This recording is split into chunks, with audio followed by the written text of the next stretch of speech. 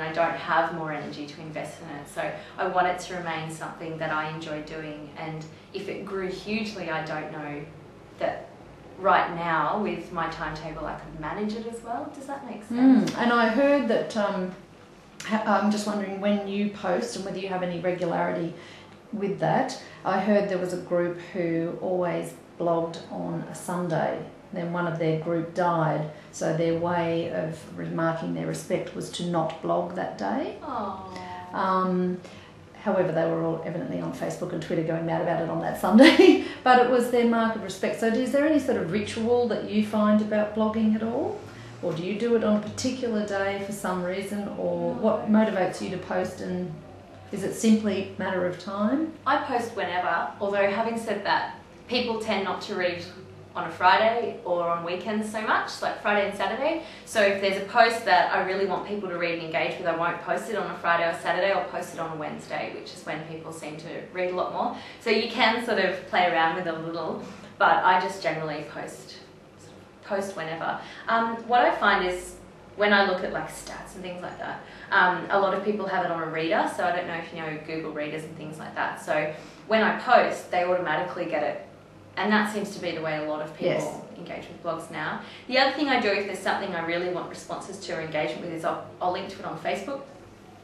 And that's just like, that just gets so much traffic then. And then what happens is instead of people commenting on the site, they'll often comment on Facebook. So it plays out a bit differently, but it gets people reading it as well. And then, you know, I've then had people on Facebook repost and share that across their groups of friends and things like that. So using social media certainly drives it. So what's an example of a post that you might want more interaction over versus a post that's that you're not seeking that for? And you might want to talk about that in terms of being here in Newcastle. Was there anything about Newcastle that made your posting different for a particular deliberate reason? Okay, well, generally, if it's something I feel like it deserves promotion, so a film I found or a magazine or an article, I'll push it a lot. And social media is great for that. If it's a post that I'm thinking through something on, I'll put it out there as well. So if it's a post where it's almost like questioning something or feeling your way through, and it's often I'll write that so that's clear, like I'm not really 100% sure, but here's my thoughts on this, and this feels difficult, or this feels controversial, this feels awkward. I want feedback on that because I want to know what other people think as well. So I'll promote that. Things I won't promote it. I don't know, if I just write a story or something like that, I sort of don't like to put every post that I write up on Facebook. If people want to read my blog, they'll go and read my blog. With Newcastle, I certainly did. I've tried to use my blog a bit. I've actually found I haven't used it as much as I thought. I'm not sure why. I think I'm just thinking through so much, and I want to do Newcastle justice because I've enjoyed it so much. And but I've put the first post I wrote when I sort of outlined this is why I'm here and this is what I want to do, I put it on Facebook, and then that was really useful. And I guess the other ones, more Newcastle people have read it since I started writing. Oh, fantastic. That's great. Yeah, which is great. It's so nice. And I've had some nice comments from people around here too, which has been really good. Yeah, so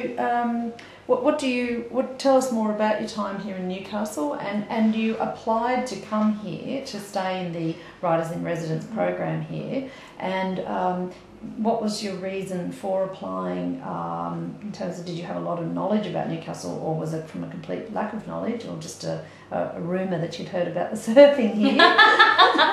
And how has it been? I had been to Newcastle a couple of times, just visiting friends very briefly on trips through to Sydney or whatever. And every time I'd been here, I'd been really excited about it. And I don't know why, I just thought it was gorgeous, and the beaches were beautiful, and the landscape was just lovely, and it's such an interesting sort of town, and I never found out a lot about it. But you know, and I saw the ships coming in, and it was so different to anything I'd seen, and so I was always like, oh, this is kind of interesting place. And then a friend had moved here, so I got to go to like Derby Street or go to Merriweather, and you know, different things over time. And then when someone suggested I apply to come here, I thought, oh, I'd love to. too, because I'd love to spend some more time. So came down full of hope and expectation and excitement, and have absolutely not had that quelled in any way. Everyone's been amazing, and especially with surfing, so I'm mostly interested in the surfing culture here. And when I talked to people, they were very cagey and, oh, it's pretty full on, and you know, people are really localised and blah blah blah. And it's, I ride a longboard, and oh no, it's all shortboarding culture, it's really blokey, blah blah blah. And I've just met the most amazing people, and I've found at all the lineouts I've been have been pretty friendly. Was it locals that told you that that was the scene of a closed shop and shortboarding, or was it outsiders? No, it was locals, and it was also surfers, so, and people who don't surf shortboards, oddly enough. But yeah, I haven't found that. To be honest, I haven't surfed heavier breaks on bigger days. I think also being a woman paddling out isn't unhelpful. People are, especially sort of blokes, are going to be kinder to a woman. Sometimes they're not, sometimes they're more awful, but I've found here much kinder. And I've paddled out with a friendly attitude as well, so I'll smile at someone, and it's been great, you know, surfing around here. Newcastle itself is such an interesting place, and I've really enjoyed looking around and going to different restaurants and bars and cafes, and went down to the museum the other day, and I want to go to the gallery today, and I've got a great affection for Newcastle, and hopefully can do it justice when I write about it. But I've also been told not to write too much because, you know, I don't want too many other people coming here, and they like it. It's a bit of a secret, so there's a bit of a line to toe, I think. But I've had a great time here. It's fantastic. Been, so. And you're meeting up with the museum director or curator? No, I'm meeting with a woman who works at the museum who's doing some research about surfing history here. So I'm really looking forward to that, and having a look through the museum with someone who works there will be really interesting too. Great. Yeah. And so what do you think's the future for blogging? Because, you know, some people say that the YouTube channel is going to be the big buzz this year, and who knows what next year, that everybody's grabbing YouTube channels and posting up, turning their websites into video channels almost.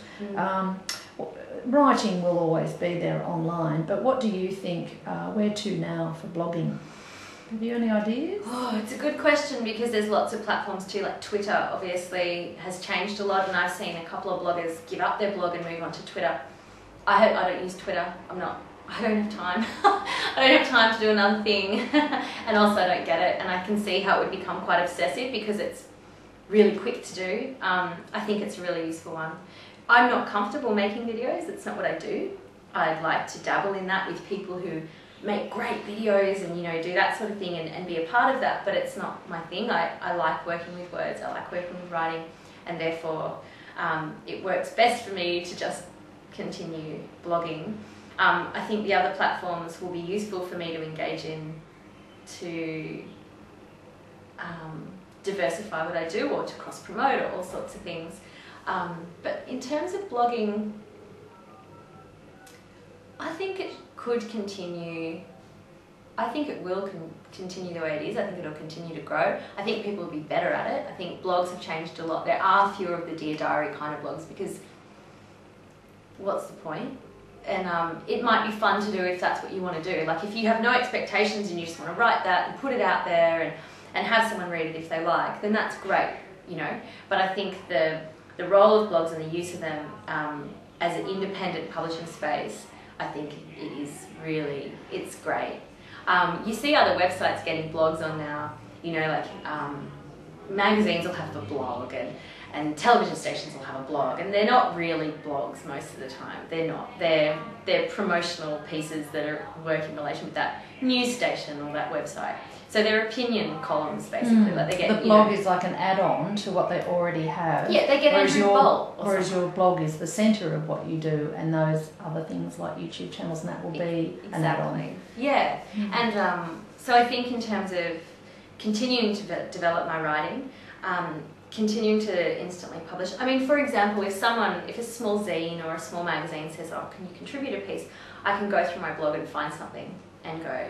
Because they don't pay, and I have no problem with that. But then you're not going to spend hours and hours writing an original piece then necessarily you know, if you're busy.